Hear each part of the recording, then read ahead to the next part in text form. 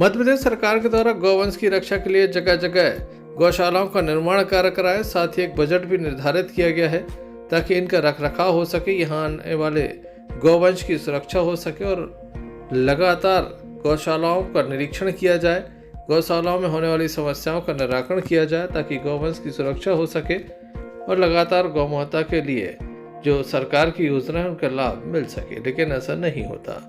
गौशालाओं की स्थिति बद से बदतर स्थिति में, अनुदान भले ही लाखों में हो, लेकिन अनुदान आने के बावजूद ना तो इन्हें भूसा मिल पाता है, ना ही पीने के लिए पानी। यही कारण है कि लगातार गौवंश की मौत हो रही है। बात कर रहे हैं तेंदुखेड़ा के हर्रई सिंगौरगढ़ की गौशाला की, जहां पर गायों की मौत हुई है। कुछ इस तरह से शव पड़े हुए हैं, जहां कुत्ते गाय के शव को खा रहे थे तो वहीं 2 शव मुख्य द्वार पर भी पड़े थे। इस मामले की जानकारी जैसे ही हमने प्रशासन को दी, यहाँ पर हड़कंप हो गया। एसडीएम सौरभ गंधर्व, जो कि तेंदुखेड़ा के एसडीएम है, स्वयं मौके पर पहुंच गए। इसके अलावा जनपद पंचायत के सीईओ मनीष बागरी एवं अन्य अधिकारी मौके पर पहुंचे। उनके द्वारा देखा गया कि लापरवाही से गायों की मौत हुई है। यहाँ पर कोई इंतजाम नहीं है, पीने के पानी तक का इंतजाम नहीं है और इंतजाम तो छोड़ ही दीजिए। ऐसे में एसडीएम को काफी गुस्सा आया और उनके द्वारा संबंधितों के विरुद्ध कार्रवाई की बात भी कही है। इस बात की जानकारी हमने दमोह कलेक्टर सुधीर कुमार कोचर को दी थी, जिनके द्वारा मौके पर टीम पहुंचाई गई, घटना सत्य पाई गई। अब कार्रवाई का इंतजार है। क्या कहते हैं एसडीएम, आइए सुनते हैं। यहाँ हर्रई तेजगढ़ के नज़दीक जो है ग्राम पंचायत में गौशाला है। वहाँ पे मुझे सूचना मिली कि यहाँ पे 2 पशु जो है गाय मृत हालत में पड़ी हुई हैं। ये कब से पड़ी हुई हैं ये पोस्टमार्टम रिपोर्ट के बाद पता चलेगा। मैंने यहाँ के क्षेत्रीय जो वेटनरी के जो डॉक्टर हैं उनको तत्काल आदेशित किया है कि आज के आज में इसका पोस्टमार्टम कराएंगे और उसकी रिपोर्ट आज शाम तक देंगे। ये पशु की मृत्यु क्यों हुई, कैसे हुई, कारण क्या है इसके, सब उनसे हमने प्रतिवेदन मांगा है। सीओ साहब भी यहाँ पे हैं जनपद तेंदुखेड़ा से, उनसे भी मैंने एक प्रतिवेदन मांगा है। इसके लिए कौन जिम्मेदार हैं, डॉक्टर हैं जो इस पशु की जो ये गौशाला है, जो संचालक हैं इसके, जो समूह वाले हैं, ये रिस्पॉन्सिबल हैं या डॉक्टर साहब रिस्पॉन्सिबल हैं। ये स्थिति कब से है, इनको भोजन क्यों नहीं मिल रहा है, गायों को पानी की व्यवस्था क्यों नहीं हो रही है, इन सब का विस्तृत प्रतिवेदन मैंने पंचायत से, संबंधित डॉक्टर से, हमारे राजस्व अधिकारियों से सबसे मांगा है। और ये जो भी स्थिति आज बनी है, इस प्रकार की स्थिति आगे ना बने, इसके लिए मैं प्रयास करूंगा कि ये जो समूह यहाँ पे संचालित है इसको तत्काल हटाया जाए। मैं आज ही कलेक्टर साहब से इसका अनुशंसा करूंगा कि इस समूह को आगे कंटिन्यू ना रखा जाए। मैंने खुद निरीक्षण किया है, यहाँ पे ज़्यादातर गाय ऐसी हैं जिनको भोजन नहीं मिल पा रहा है। बाहर जो गाय हैं वो भोजन के रूप में टूटे हुए डंठल जो लगभग 5 से 6 महीने के पड़े हुए हैं वो खा रही हैं, जो बिल्कुल भी एक्सेप्टेबल नहीं है। यहाँ के संबंधित सचिव जो हैं, अगर इनने निरीक्षण नहीं किया है हम उनके ऊपर कार्रवाई करेंगे। क्षेत्रीय डॉक्टर हैं जो वेटनरी के, उनके द्वारा जो ट्रीटमेंट नहीं किया गया है उस संबंध में उनके पास कोई रिकॉर्ड नहीं है, इनके ऊपर भी हम कार्रवाई करेंगे। जो भी जिम्मेदार है इसके ऊपर कड़ी से कड़ी कार्रवाई हम करेंगे और यहाँ की व्यवस्थाएं आगे 1 हफ्ते में हम दुरुस्त करेंगे। जनपद सीओ मनीष बागरी से हमने चर्चा की तो उनके द्वारा क्या जानकारी दी जा रही है, आइए सुनते हैं।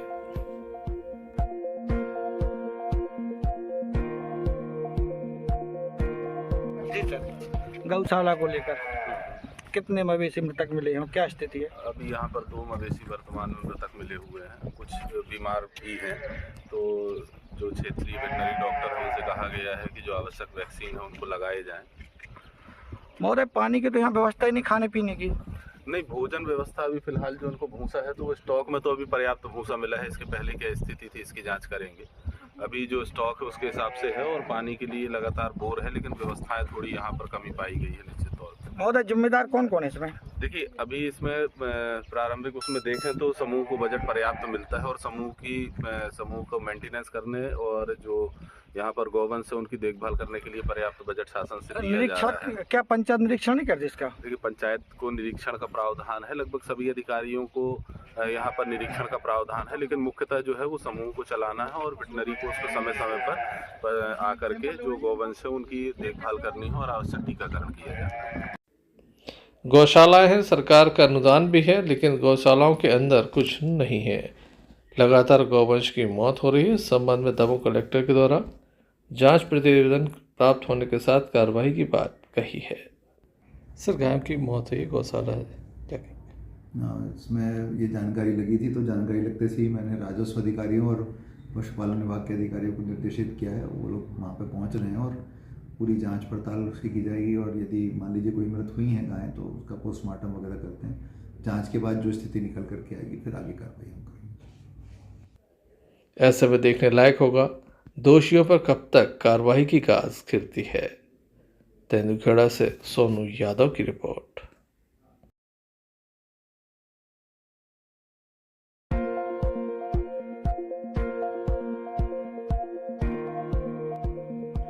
नौलेश्वर महादेव के नाम से लगातार पहले मेला आयोजित किया जाता था।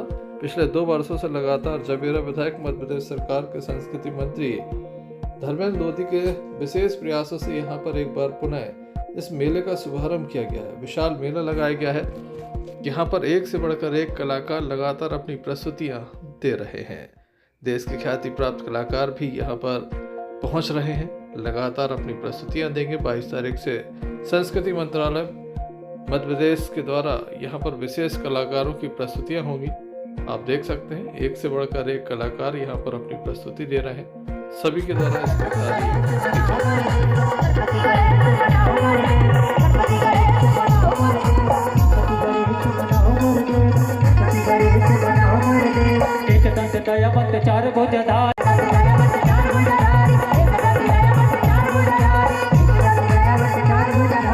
इसकी तारीफ माथे संदेश मनाओ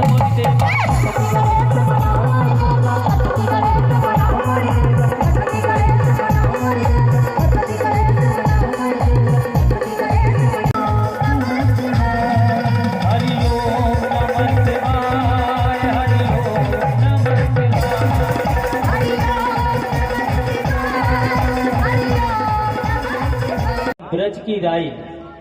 जो बुंदेलखंड में आपने राई सुनी हुई है, लेकिन ब्रज की राई के साथ ही कार्यक्रम में आप देखो जहां राई बालाएं हैं, नृत्यांगनाएं हैं, वे गोपी हैं और राधा कृष्ण भी फूलों की होली के साथ अपने बीच में हुई हैं। सबसे पहले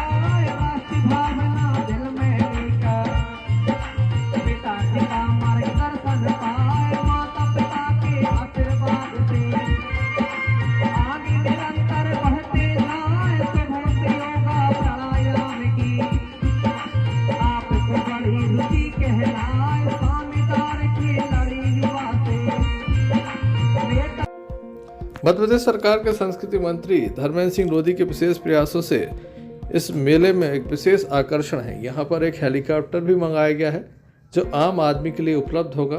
एक निर्धारित शुल्क जमा करने के साथ आप इसमें घूम सकते हैं। प्रतिदिन इसमें घूमने की व्यवस्था की गई है। 22 तारीख को इसका शुभारंभ मध्य प्रदेश सरकार के मंत्री धर्मेंद्र सिंह रोधी के द्वारा किया जाएगा। हम आपको बता दें कि 500 से अधिक लोगों के द्वारा इसकी बुकिंग कर ली गई है। ये हेलीकॉप्टर पहुंच चुका है। अब यहाँ पर लगातार लोगों को आगामी दिनों में घूमने मिलेगा। तो हो जाइए तैयार नहलेश्वर महोत्सव मेले के लिए।